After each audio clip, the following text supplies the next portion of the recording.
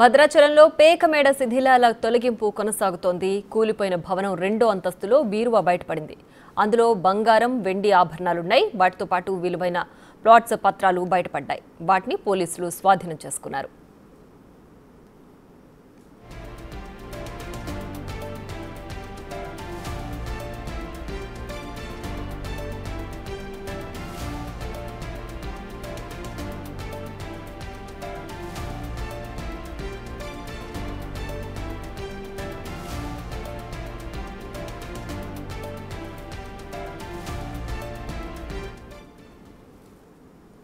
ఒక అంతస్తులో meeting hall, ఇంకో ఫ్లోర్లో యాగశాల, ఇంకో దాంట్లో భోజనశాల, ఇలా 6 ఫ్లోర్లను డిజైన్ చేసుకున్నారు శ్రీపతిరావు.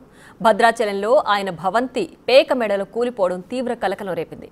శ్రీపతిరావుపై గతంలో ఆర్థిక లావాదేవీలకు సంబంధించిన ఆరోపణలున్నాయని పొరుగింటి వారు చెబుతున్నారు. ఆ వివరాలు మా ప్రతినిధి విజయ్ అందిస్తారు. శ్రీపతికి సంబంధించినటువంటి బిల్డింగ్ కొలాప్స్ అయినటువంటి ఇంటి పక్కనే, ఆ బిల్డింగ్ కూలినటువంటి ఇంటి పక్కనే ఎదురుగా ఉంటున్నటువంటి రామ్మోహన్ అనేటువంటి పెద్దాయన కూడా ప్రస్తుతం మనతో పాటు ఉన్నారు. ఆయన బిల్డింగ్ కుప్ప కూలగానే ఆ శబ్దాలని విని కూడా ఆ వినికిడికి బయటికి వెళ్ళి చూసినటువంటి సిచ్యువేషన్ కూడా ఉందని చెప్తా ఉన్నారు. ఆయనతో కూడా మాట్లాడేటువంటి ప్రయత్నం అయితే చేద్దాం. అసలు ఎప్పుడు జరిగింది అంకుల్ ఈ ప్రమాదం? ఎప్పుడు జరిగింది, మీరు ఎప్పుడు చూశారు? నిన్న సుమారు 2:30 గంటలకు ఈ ప్రమాదం జరిగింది. అప్పుడే నేను లంచ్ చేసి బయటకు వచ్చాను. రాగానే నేను చేయి కొడుకుని బయట చూసేసరికి ఆ బిల్డింగ్ అలాగనే పేకమేడలో అలాగనే నిట్ట నిలువుగా కూలిపోయింది. అప్పుడు నేను వెంటనే పంచాయతీ ఈవో గారికి పోలీస్ డిపార్ట్మెంట్కి వెంటనే నేను ఫోన్ చేసి చెప్పడం జరిగింది. నేను వెంటనే అక్కడికి వెళ్ళి చూస్తే 2 ప్రాణాలు అయితే నాకు వాళ్ళ మాటలు చాలా లోగా వాయిస్తో నాకు వినపడుతున్నాయి. నేను వెంటనే పోలీసు వాళ్ళకి పంచాయతీ వాళ్ళకి. మీరు ఏమైనా పిలిచారా? దాంట్లో చిక్కుకున్నటువంటి కూలీలు ఎవరైనా ఉన్నారని చెప్పి అడిగారా మీరు? నేను ఎవరన్నా ఉన్నారంటే వాళ్ళు ఊ అంటున్నారు. అంటే నాకు వాళ్ళు ఎక్కువ మాట్లాడలేకపోతున్నారు. జస్ట్ వాళ్ళు గొంతులోంచి ఊ అనే మాటలు వస్తున్నాయి అంతే. ఒక అతన్ని రాత్రి 2 గంటలకి ఎన్డీఆర్ఎఫ్ సిబ్బంది పోలీసు వాళ్ళు చాలా బాగా చేశారు. పోలీసు వాళ్ళకి నేను ఈ మీడియా ద్వారా వాళ్ళకి కృతజ్ఞతలు చెబుతున్నాను. వాళ్ళు సహాయ సహాయాలు చాలా బాగున్నాయి. అలాగనే మీడియా కూడా తెల్లవారులు మీడియా ప్రతినిధులు అందరూ ఇక్కడే ఉన్నారు, మా ఇంటి పైన ఉన్నారు తెల్లవారులు. వాళ్ళు కూడా బాగా సహాయం చేస్తున్నారు. ఇప్పుడు మను టెండర్లో కూడా వాళ్ళు బాగా చేస్తున్నారు. అయితే ఇల్లు వచ్చేది చాలా పాత ఇల్లు. దాని ఎన్ని సంవత్సరాల నుంచి కడుతున్నారు అంకుల్? అసలు ఈ బిల్డింగ్ని ఎన్ని సంవత్సరాల నుంచి కడుతున్నారు? 4-5 ఏళ్ళ నుంచి ఇల్లు కన్స్ట్రక్షన్ అవుతూనే ఉంది.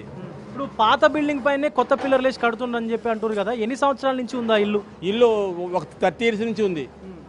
30 ఇయర్స్ నుంచి ఆ ఇల్లు ఉంది. దాని మీద ఇప్పుడు పిల్లర్లు చేసి కట్టారు.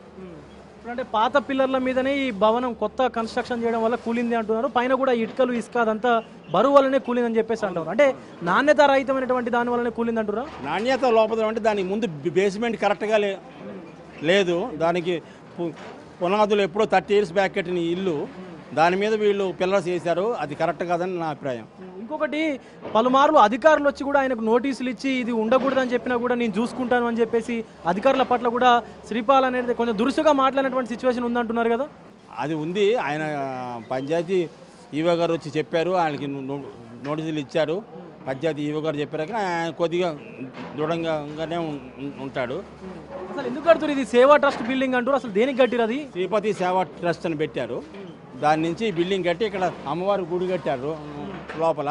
దాని మీద ఒక బిల్డింగ్లో ఏమో యాగశాల, ఒక శాలలో భోజనాలు, మీటింగ్స్ అని అలాగ 4-5 ఫ్లోర్లు కన్స్ట్రక్షన్ ప్లాన్ అయింది. ఇప్పుడు గతంలో కూడా ఆయన పట్ల అనేక రకమైనటువంటి ఆర్థిక నేరాలకు పాల్పడని చెప్పేసి కూడా ఆరోపణలు ఉన్నాయి కదా. ఉన్నాయండి, ఉన్నాయని తెలుసు. అది సో రైట్, ఇది సిచ్యువేషన్. అనేక రకమైనటువంటి ఆర్థిక లావాదేవీలు కూడా జరిపినట్టుగా కూడా చెప్తా ఉన్నారు. ఇది మాత్రం ఖచ్చితంగా అక్రమ నిర్మాణంగానే అధికారులు కూడా చెప్తా ఉన్నారు. ఎందుకంటే ఆ ఫ్లోర్కు మించి ఫ్లోర్ పర్మిషన్ తీసుకుందేమో G+1. అంటే ఇది మనకు చెప్తా ఉన్నారు కదా, ఈ ఏదైతే మనకి ఏజెన్సీ ఏరియాలో 170 యాక్ట్ ప్రకారం, సో ఈ ఏజెన్సీ ఏరియాలో 1కి మించి అంటే గ్రౌండ్ ప్లస్ 1 ఫ్లోర్కి మించి అయితే, ఫస్ట్ ఫ్లోర్కి మించి అయితే కట్టడాలు కట్టకూడదు. కానీ ఈయన పర్మిషన్ తీసుకున్నది మొదటి అంతస్తు, అలాగే గ్రౌండ్ ఫ్లోర్కి తీసుకొని మిగతా 5 అంతస్తులు కూడా అక్రమంగా నిర్మించారని కూడా చెప్తా ఉన్నారు స్థానికంగా. అయితే ఆ ఫ్లోర్లకు ఒక్కొక్క దానికి ఒక్కొక్కటి, ఒక దాంట్లో భోజనశాల, ఇంకో దాంట్లో యాగశాల, ఇంకొకటేమో మీటింగ్స్కి అని చెప్పేసి కూడా ఇలాంటి పర్పస్తోని బిల్డింగ్ను కూడా నిర్మించినట్టుగా కూడా తెలుస్తూ ఉంది. శ్రీపతి సేవా ట్రస్ట్ కింద కూడా బిల్డింగ్ను నిర్మించారు. అలాగే లోపల ఇంకొకటి అమ్మవారి గుడి మనకు కనిపిస్తూ ఉంది కదా, అమ్మవారి గుడి కూడా దీంట్లోనే కన్స్ట్రక్ట్ చేసి ఈ లోపలన్నీ కూడా ఈ బిల్డింగ్ను కూడా కన్స్ట్రక్ట్ చేసినట్టుగా కూడా స్థానికులు అయితే చెప్తున్నటువంటి పరిస్థితి అయితే కనిపిస్తాం. కెమెరా పర్సన్ సురేష్తో విజయ్, బిగ్ టీవీ, భద్రాచలం నుంచి.